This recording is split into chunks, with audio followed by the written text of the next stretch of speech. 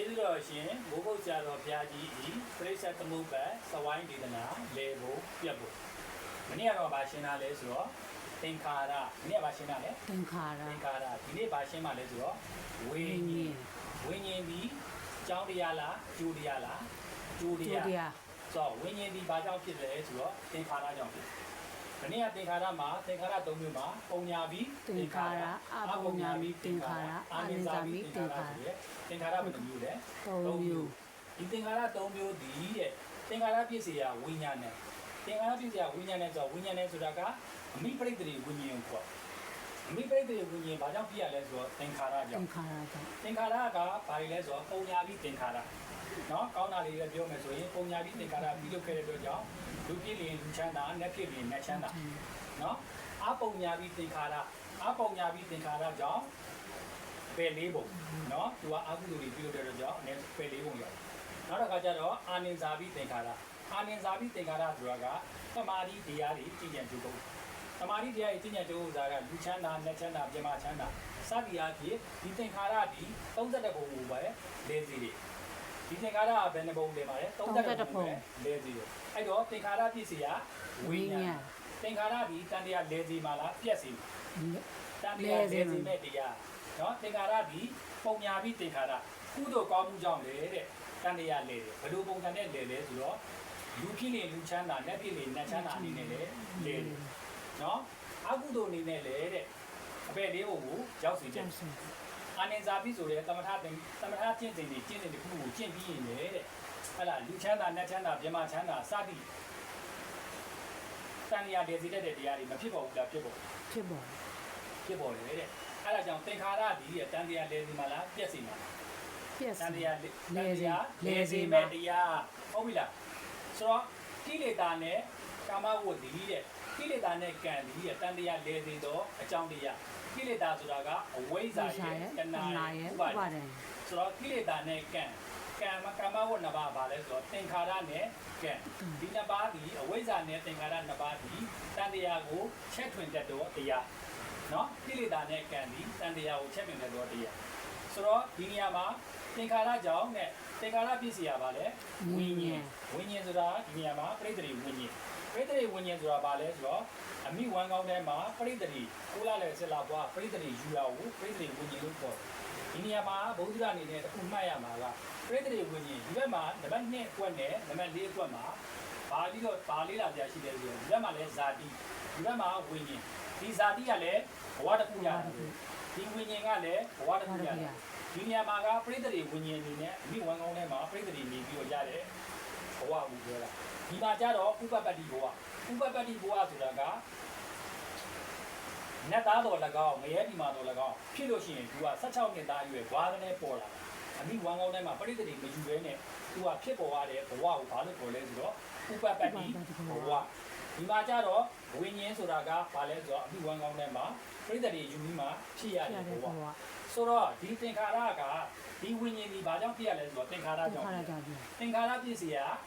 ဝိညာဉ်သင်္ခါရဆိုတာကပုံညာပြီးသင်္ခါရအပုံညာပြီးသင်္ခါရအာနိဇာပြီးသင်္ခါရဒီသင်္ခါရဆိုတဲ့ပုံညာပြီးသင်္ခါရအပုံညာပြီးသင်္ခါရအာနိဇာပြီးသင်္ခါရဆိုတဲ့ဒီသင်္ခါရ3မျိုးဒီတဲ့32ပုံမှလွဲ၍သူဒီတန်တရားကိုလဲစီမှာလားပြက်စီမှာ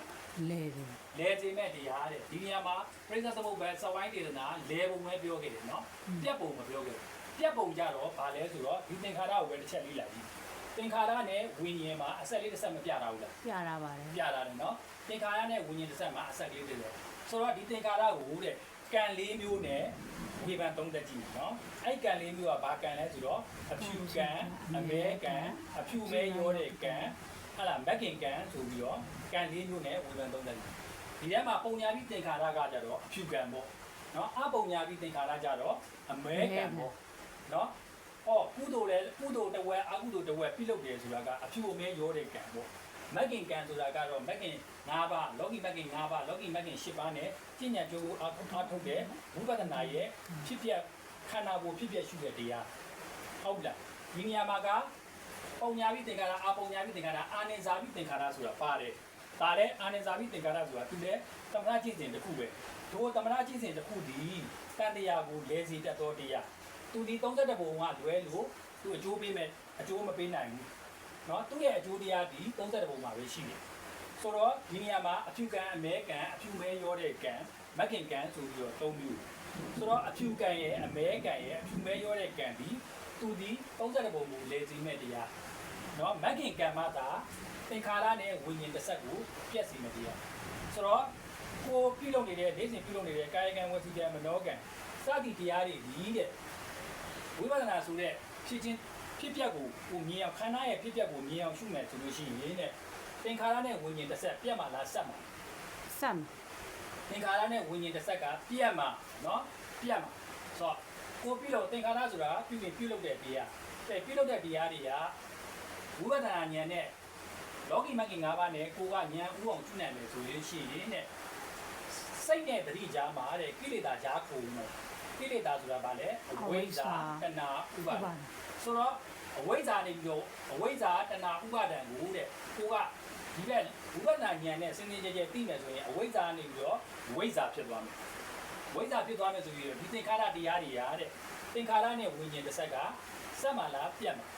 ပြတ် မှာအဲ့ဒါကဝိပဿနာဉာဏ်နဲ့ဟလာဝိပဿနာဉာဏ်ဆိုတာမဂ္ဂင်လောကီမဂ္ဂင်၅ပါးအဲ့ဒါလောကီမဂ္ဂင်၅ပါးနဲ့ကိုဝိပဿနာဉာဏ်ဖြစ်အောင်လောကီမဂ္ဂင်၅ပါးနဲ့အရင်ဖြစ်အောင်ရှုမှတ်ရအဲ့တော့လောကီမဂ္ဂင်၅ပါးကိုအရင်ရှုမှတ်မှသာလေးနဲ့သင်္ခါရနဲ့ဝိညာဉ်တစ်ဆက်ကဘာဖြစ်မှာလဲပြတ်မှာ ပြတ်မှသာလျှင်သူကနိဗ္ဗာန်ကိုခန္ဓာရှိပါလျက်နဲ့အာယုံပြုတာဆိုတော့နိဗ္ဗာန်ကလည်းနှစ်မျိုးရှိတယ်သာဥပါဒိတနိဗ္ဗာန်နဲ့အနုပါဒိတနိဗ္ဗာန်အခုသာဥပါဒိတနိဗ္ဗာန်ကဘယ်လိုအာယုံပြုလို့ရတယ်လဲဆိုတော့ခန္ဓာရှိပါလျက်နဲ့နိဗ္ဗာန်ကိုမျက်မှောက်ပြုတာနိဗ္ဗာန်ကိုဘယ်လိုမျက်မှောက်ပြုလဲဆိုတော့လက်ရှိမိမိတို့ကျင့်ကြံနေတဲ့မိမိတို့စိတ်နဲ့တတိကြားမှာကျင့်တဲ့တစ်ခုကိုကျင့်လို့စိတ်နဲ့တစ်ခုကြားမှာအဝိဇ္ဇာရဲ့တဏှာရဲ့ဥပါဒေဟာလားမိမိကဒီတရားတွေအားလုံးကိုစင်စင်ကြဲကြဲနဲ့အကုန်သိပြီးပြီဆိုလို့ရှိရင်မိမိရဲ့ရှုမှတ်နေတဲ့ရှုွက်လေးမှာအဝိဇ္ဇာပါလားတဏှာပါလားဥပါဒံပါလားเนาะမိမိရဲ့သင်္ခါရဆိုရဲရှုစဉ်ရှုွက်ထဲမှာကာယသင်္ခါရစိတ်သင်္ခါရတွေကကိလေသာနဲ့ရောရှက်နေလားဆိုတာကိုသိနိုင်ဖို့ရာကဝိပဿနာဉာဏ်မှတပါးဘယ်ဉာဏ်မှကူလို့မရဘူးအဲ့တော့ဝိပဿနာဉာဏ်ဖြစ်အောင်အရင်ဆုံးတည်ဆောက်ရမယ်เนาะဝိပဿနာဉာဏ်ကိုရှုမယ်ဆိုလို့ရှိရင်လောကီမဂ္ဂင်၅ပါးเนาะလောကီမဂ္ဂင်၅ပါးကတမဝ